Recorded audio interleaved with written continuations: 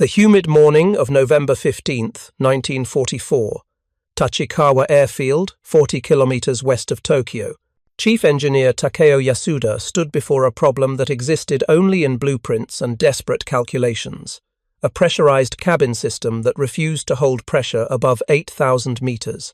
Behind him, scattered across the hangar floor, lay the components of Japan's 16th attempt to master what American engineers had made routine: the seamless integration of aluminum, rubber gaskets, and precision metalwork that kept bomber crews breathing at altitudes where the air grew thin as whispers. The war demanded solutions. American B-29s crossed Japanese skies with impunity, their crews comfortable in shirt sleeves while altitude protected them from interceptors gasping for oxygen below. Yet here, in the Empire's premier aircraft research facility, 16 prototype pressure systems lay dismantled, each a monument to the brutal gap between engineering theory and industrial reality. If you're enjoying this deep dive into the story, hit the subscribe button and let us know in the comments from where in the world you are watching from today. The challenge wasn't conceptual. Japanese engineers understood pressurization principles perfectly. Boeing's 307 Stratoliner, the world's first pressurized airliner, had flown before the war began, demonstrating that commercial aviation had solved the fundamental problems years earlier. The B-29 simply represented the military application of proven technology, cabin pressure maintained at the equivalent of 8,000 feet, while the bomber cruised at 9,000 meters above hostile territory. Simple in concept, devastating in execution. The components surrounding Yasuda told the story of Japan's industrial crisis in miniature. Rubber gaskets imported before the war, now irreplaceable, had hardened and cracked under repeated pressure cycling. Domestic rubber compounds lacked the elasticity to maintain airtight seals through temperature extremes from -40 degrees Celsius at altitude to summer heat on Tokyo runways. Aluminum extrusions showed microscopic imperfections, invisible to inspectors but fatal when differential pressure tried forcing cabin air through molecular gaps in the metal's crystal structure. Each component existed. Each specification met paper requirements. Together, they refused to function. The mathematics were unforgiving. A pressurized cabin at 9,000 meters altitude required maintaining internal pressure at 760 millimeters of mercury, while external pressure dropped to 270. The differential of 490 millimeters created over 6,000 kilograms of outward force on every square meter of cabin surface. A bomber the size of a B-29 had roughly 120 square meters of pressurized cabin area. The structure had to contain 720,000 kilograms of force, distributed across aluminum skin, window seals, access hatches, turret mounts, and the crawl tube connecting forward and aft crew compartments. One weak point anywhere meant catastrophic decompression. American engineers had solved these problems through industrial methods Japan could not replicate. Boeing's pressure cabin used formed aluminum panels stamped from precision dies, each panel identical to tolerances measured in hundredths of millimeters. Window installations employed laminated safety glass sealed with rubber compounds developed specifically for high-altitude pressure differentials. Access hatches used multiple sealing surfaces with redundant gaskets. The crawl tube, that 35-foot connection between crew compartments, was a masterpiece of pressure vessel design, a tunnel allowing crew movement while maintaining structural integrity under load. Japan's 16th prototype, designated Experimental High-Altitude Reconnaissance Aircraft Key 74, represented 5 years of development attempting to match these capabilities. The aircraft's pressurized cabin was designed for a crew of 5, significantly smaller than the B-29's 11-man complement, yet even this modest system challenged Japanese manufacturing capacity. The first prototype, completed in March 1944, suffered immediate pressure leaks around window installations. Engineers discovered that domestic glass manufacturing couldn't produce laminated panels meeting required specifications. Windows cracked under pressure cycling. Replacement glass, hand-selected from limited stockpiles of imported material, solved the immediate problem but couldn't support production. The second and third prototypes addressed window issues but revealed new failures. Cabin door seals leaked air at rates exceeding replenishment capacity. The turbo-supercharged Mitsubishi Ha-211 engines, themselves experimental designs pushing Japanese metallurgy beyond reliable limits, couldn't provide sufficient compressed air to maintain cabin pressure while compensating for seal losses. Prototypes 4 through 7 attempted different sealing approaches. Rubber gaskets gave way to leather, then to experimental compounds mixing natural rubber with coal tar derivatives. Each material showed promise in ground testing. Each failed under operational conditions. Leather dried and cracked. Synthetic compounds lacked resilience. By prototype 8, engineers recognized the fundamental problem. Japan's chemical industry couldn't produce elastomers matching American synthetic rubber properties. Natural rubber supplies, cut off by Allied naval blockades, existed only as carefully rationed strategic reserves. The quantities required for bomber production, even limited production, exceeded availability. Prototypes 9 through 12 explored alternative approaches. Could metal-to-metal seals replace rubber gaskets? Could cabin pressure be reduced, accepting lower altitude capability in exchange for easier sealing? Could the crew compartment be made smaller, reducing total surface area requiring pressurization? Each compromise solved one problem while creating others. Metal seals required precision machining Japan's bombed factories couldn't maintain. Lower cabin pressure meant lower operational altitude, negating the aircraft's primary advantage. Smaller cabins created crew efficiency problems that American designers had solved through generous workspace. The 13th prototype, powered by the more reliable Mitsubishi Ha-104 engines after the Ha-211 proved unreliable, achieved limited success. The aircraft maintained cabin pressure to 8,000 meters for short-duration flights. Victory seemed within reach. Then, structural testing revealed stress cracks in the cabin bulkheads. The aluminum alloy specified in the design wasn't available. Substitute alloys lacked strength. The cabin structure, inadequate for sustained pressure cycling, would fail after approximately 50 flights. American B-29s were flying hundreds of sorties, their pressure cabins designed for reliability measured in thousands of flight hours. The 14th and 15th prototypes attempted strengthening the basic structure. Heavier gauge aluminum increased weight, reducing already marginal range and payload. The aircraft's original mission, long-range reconnaissance over Soviet territory, or even the American West Coast, slipped further from possibility, with each engineering compromise. By November 1944, when Yasuda examined the 16th prototype's components, the strategic situation had rendered the entire program academic. American forces controlled Saipan, Tinian, and Guam. B-29s operated from bases 1,500 miles from Tokyo, well within their combat radius.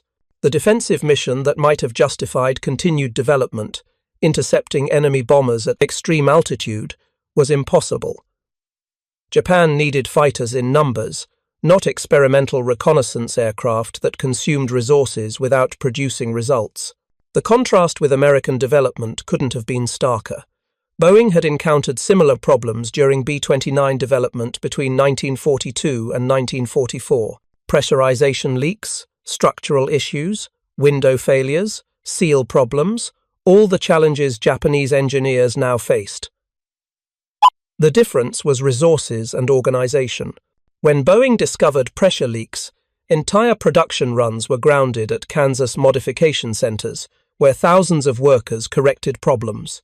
586,000 electrical connections per aircraft were disassembled and resoldered when faulty crimping techniques were discovered. Every aircraft received corrected components before entering service. The industrial system absorbed the cost without questioning the program's continuation. Japan couldn't afford such luxury.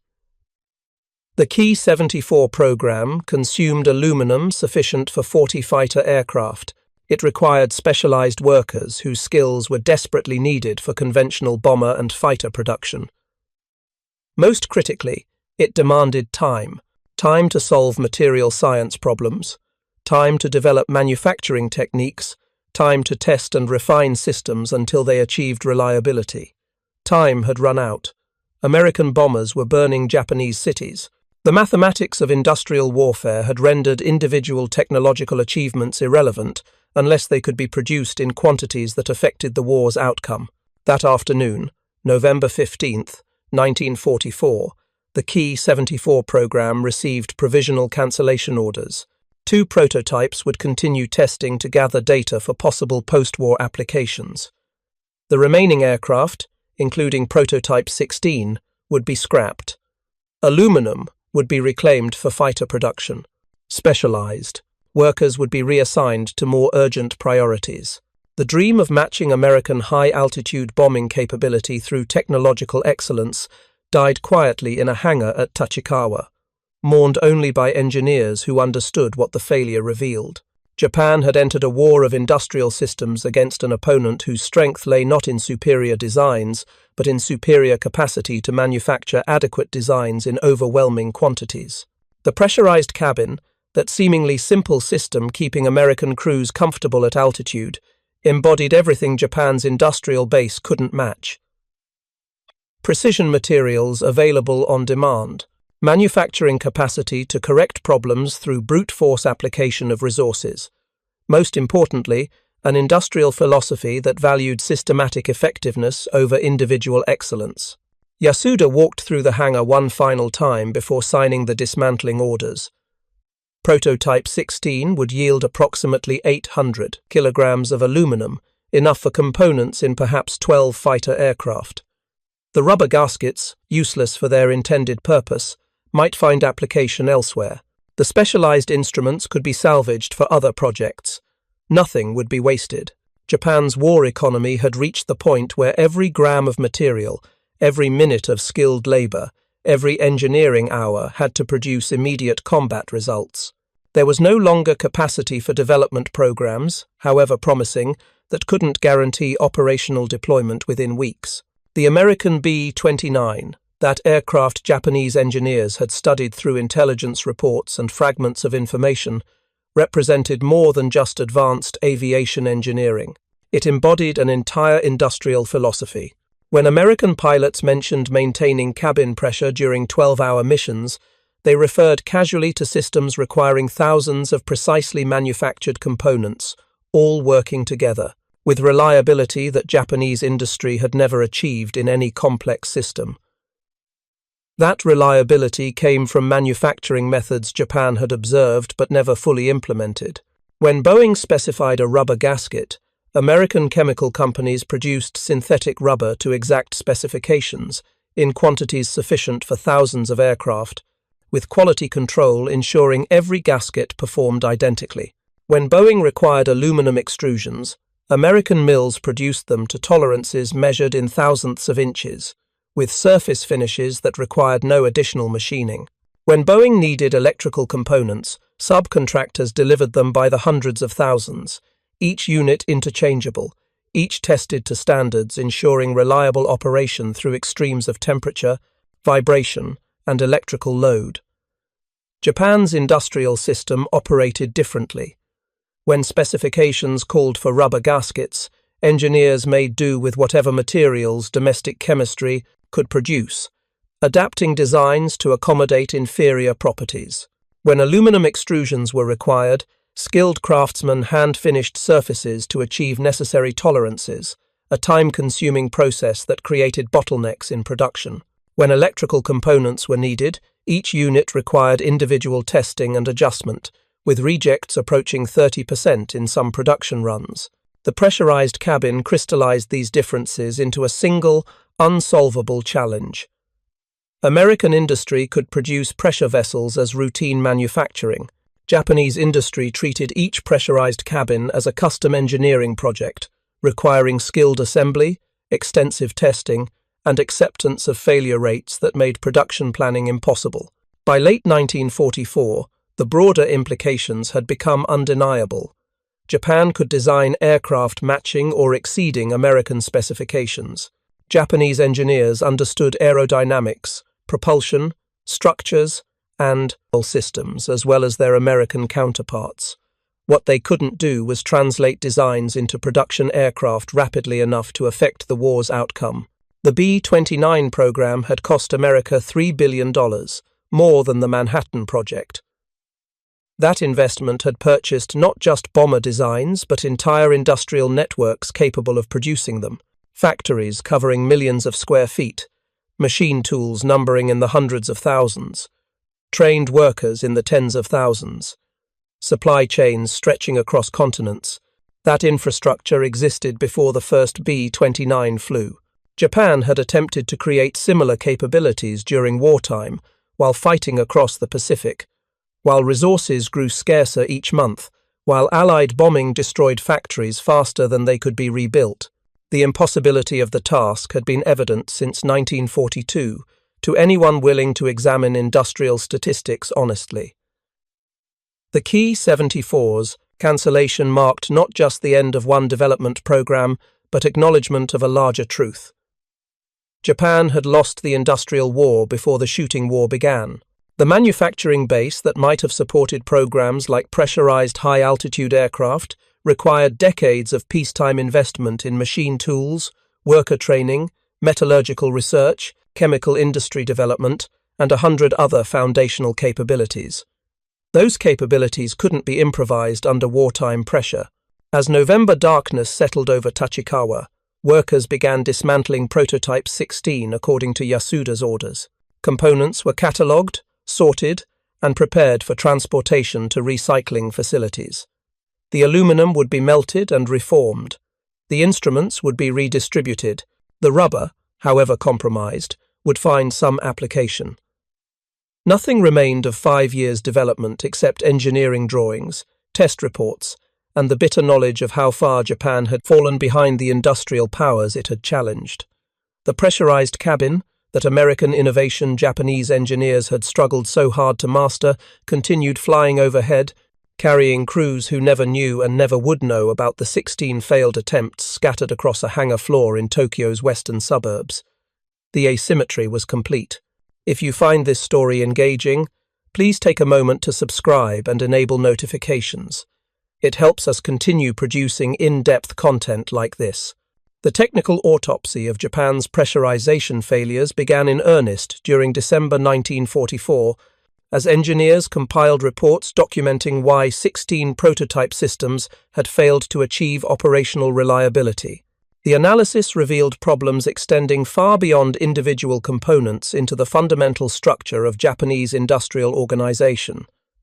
Material science formed the first category of failure.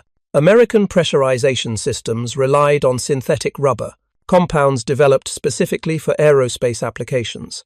These elastomers maintained flexibility across temperature ranges from -50 degrees Celsius to +80 degrees, retained elastic properties through thousands of compression cycles, and resisted degradation from aviation fuel, hydraulic fluid, and the corrosive effects of high-altitude ozone. Japan's chemical industry in 1944 couldn't produce equivalent materials. Natural rubber, the only elastomer with suitable properties, had been blockaded since 1942, when Allied naval forces cut supply lines from Southeast Asian plantations. Strategic reserves existed but were allocated primarily to ground vehicle tires, considered more critical to the war effort than experimental aircraft programs. Domestic synthetic rubber programs, initiated during the 1930s, had focused on producing materials for ground vehicle applications. These compounds, while adequate for truck tires operating at moderate temperatures and pressures, lacked the property stability required for aircraft pressurization systems. Under the thermal cycling experienced during high-altitude flight, Japanese synthetic rubbers hardened, cracked, and lost sealing capability within 50 to 100 pressure cycles. American elastomers were designed for 10,000 cycles minimum. The metallurgy problems ran deeper still. Pressurized cabin construction required aluminum alloys combining high strength with excellent formability and resistance to stress corrosion cracking. American industry used alloys from the 2000 and 7000 series, materials requiring precise control of alloying elements and heat treatment processes. Japanese aluminum production in 1944 struggled with basic consistency.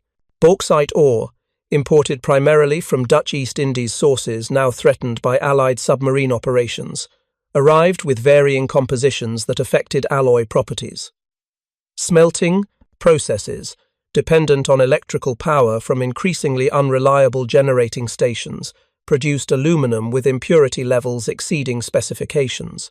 The heat treatment equipment required for proper alloy development consumed fuel Japan could no longer spare. Engineers working with available aluminum discovered that material properties varied not just between production batches, but within individual sheets. Strength testing of cabin structural components showed variations of 20%, making reliable structural analysis impossible. Design safety factors had to account for worst-case material properties, adding weight that pushed aircraft performance below requirements. Precision manufacturing formed the third critical failure point. American pressure cabins achieved airtight integrity through components machined to tolerances of 0.05 of a millimeter. Mating surfaces that formed pressure seals required surface finishes measured in micro-inches of roughness.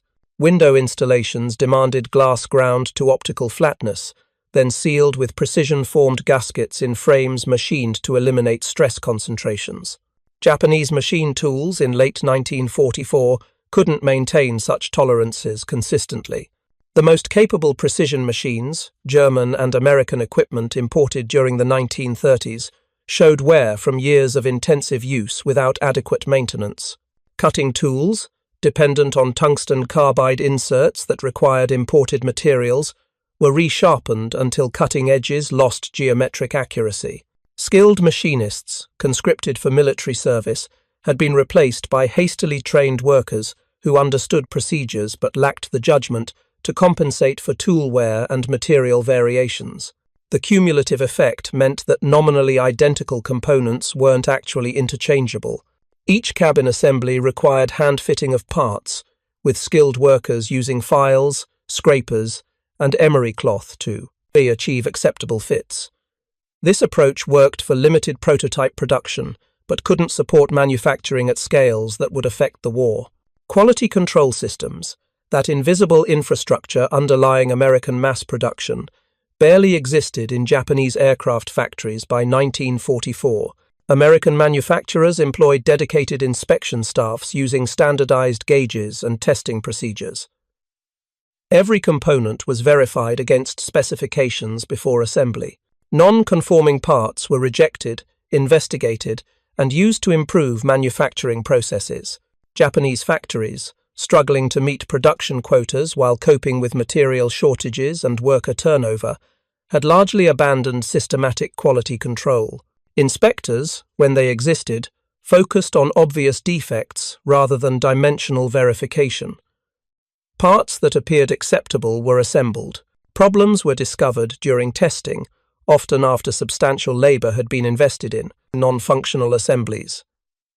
If you're enjoying this deep dive into the story, hit the subscribe button and let us know in the comments from where in the world you are watching from today. The Key 74 program documentation revealed the consequences. Prototype 7, which had shown promising initial pressure tests, suffered catastrophic cabin failure during its 11th test flight.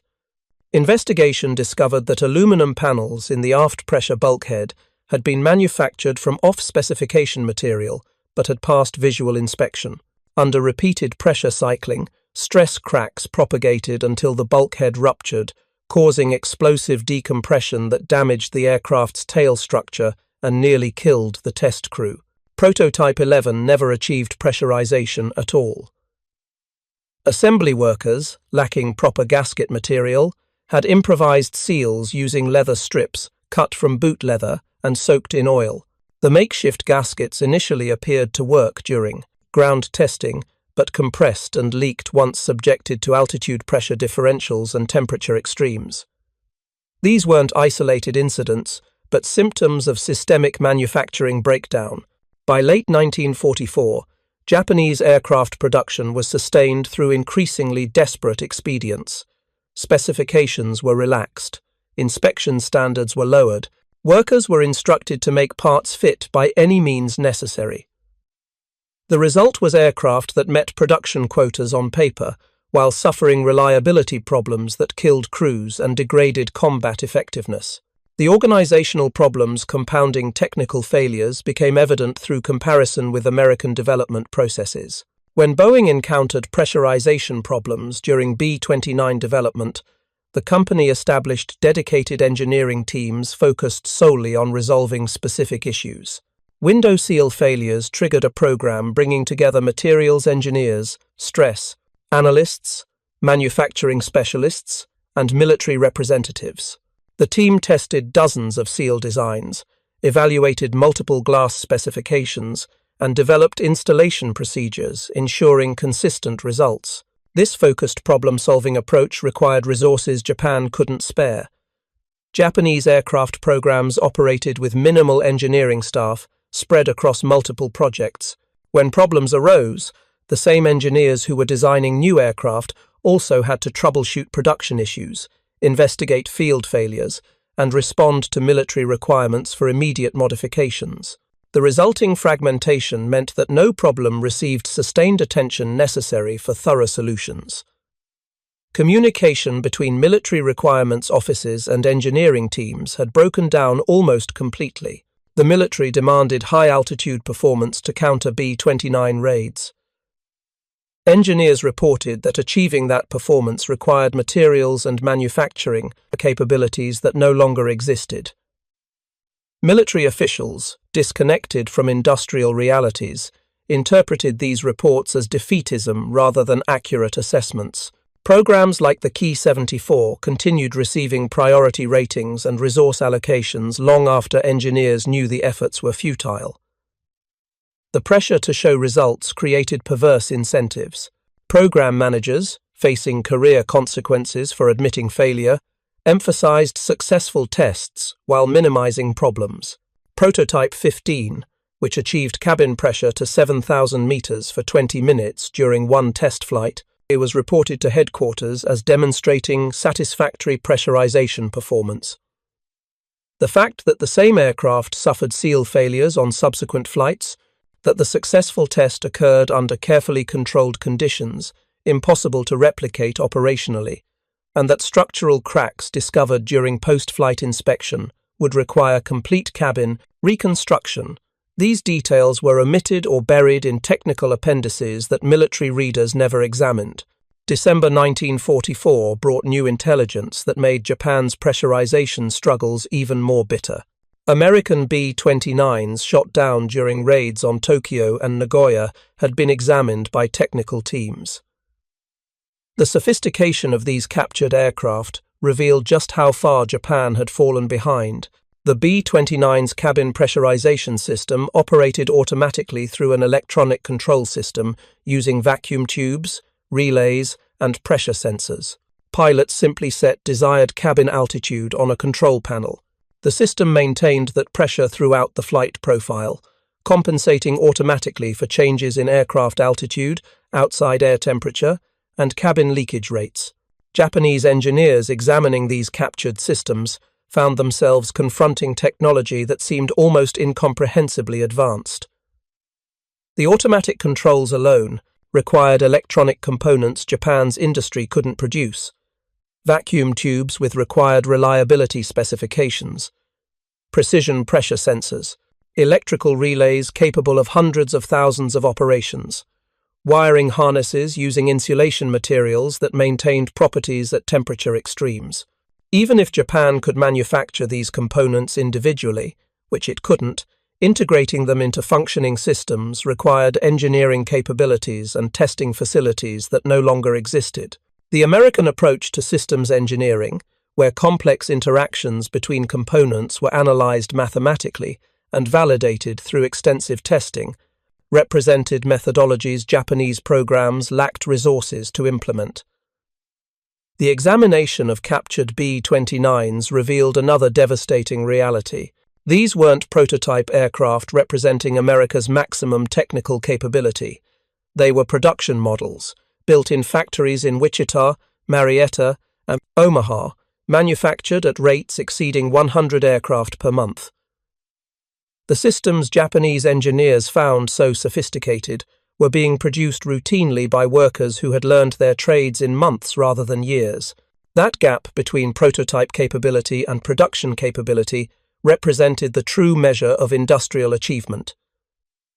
Japan could design pressurized aircraft.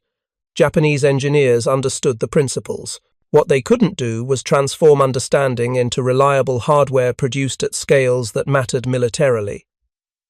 The captured B-29s also revealed the material abundance underlying American production.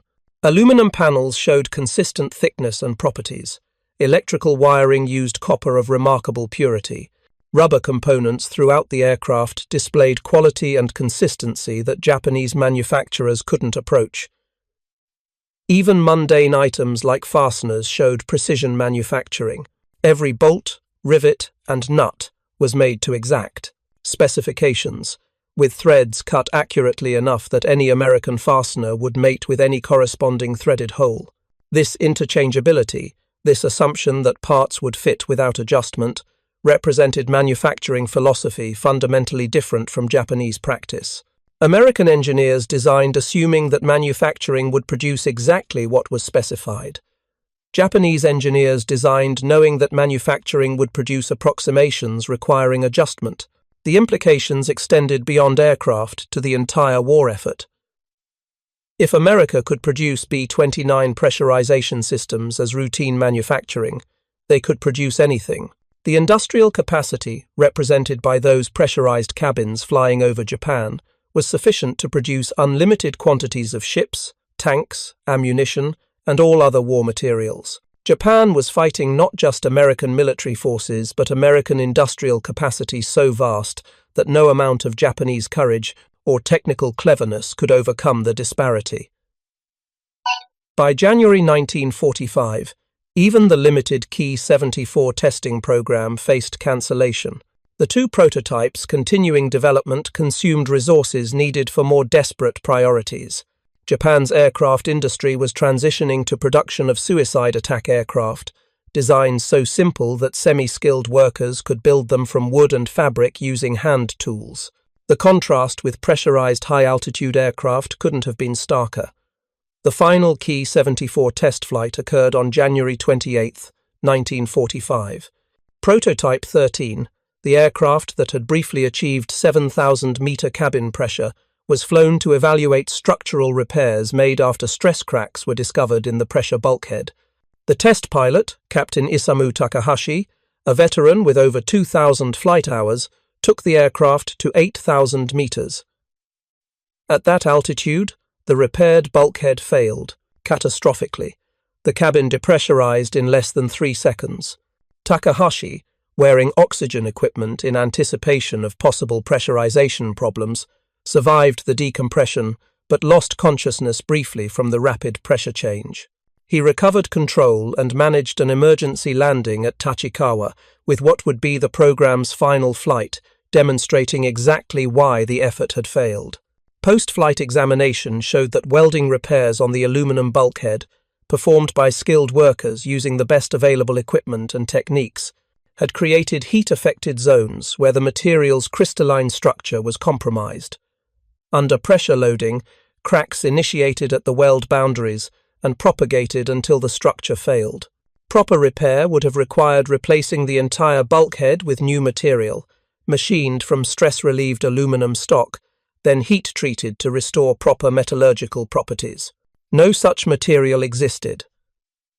The aluminum stocks at Tachikawa consisted of recycled metal from damaged aircraft, material with unknown thermal history and questionable properties. Using it for critical pressure vessel components was gambling with pilot lives.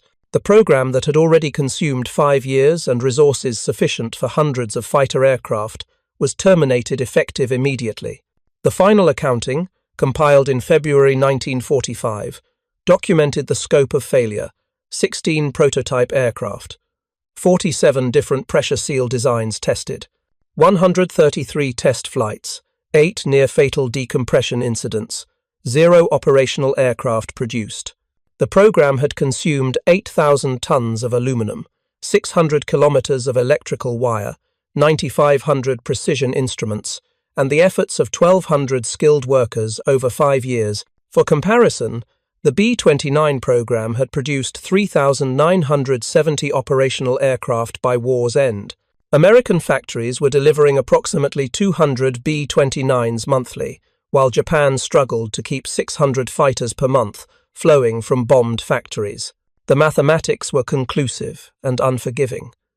The human cost of the pressurization failures extended beyond resources. Test pilots who had flown the prototypes, men like Takahashi who had survived decompression incidents, understood viscerally what the technical reports documented clinically. They had experienced the physiological effects of rapid altitude exposure, the confusion and weakness as oxygen-starved brains struggled to function, the pain in ears and sinuses as pressure equalized explosively. They knew that what American bomber crews experienced routinely, comfortable flight at high altitude, represented capability Japan would never match. Several engineers involved in the Key 74 program would survive the war to participate in Japan's reconstruction. They brought with them hard-won knowledge about the gap between engineering theory and manufacturing reality. That knowledge, purchased at such cost during the war, would inform Japan's post-war industrial development. But in February 1945, as workers dismantled the last Key 74 prototypes, the only lesson was failure. Japan had attempted to match American industrial capability through will and determination. The pressurized cabin, that seemingly simple system that American manufacturers produced routinely, had proven beyond Japanese capacity, despite 5 years of focused effort. The 16 failed prototypes, scattered across Tachikawa's hangars, represented not just one program's failure, but the collapse of Japan's industrial position. The war had become a contest of production capacity, and Japan had entered that contest impossibly outmatched. The pressurization failures were simply the most visible symptom of a deeper crisis, the inability to transform engineering knowledge into manufactured reality at scales and quality levels that modern warfare demanded. As February gave way to March and American firebombing intensified, the truth became undeniable. Japan faced not just military defeat but industrial obsolescence. The same nation that had launched the war confident in its technical prowess and martial spirit found itself unable to manufacture basic components required for modern aircraft. The gap between aspiration and capability, between design and production, between theory and reality, had grown too wide to bridge. The pressurized cabin remained an American capability exclusively, representing industrial achievement Japan couldn't match. That simple fact, more than any single battle or campaign, told the story of how the war would end. Thank you for watching. For more detailed historical breakdowns, check out the other videos on your screen now, and don't forget to subscribe.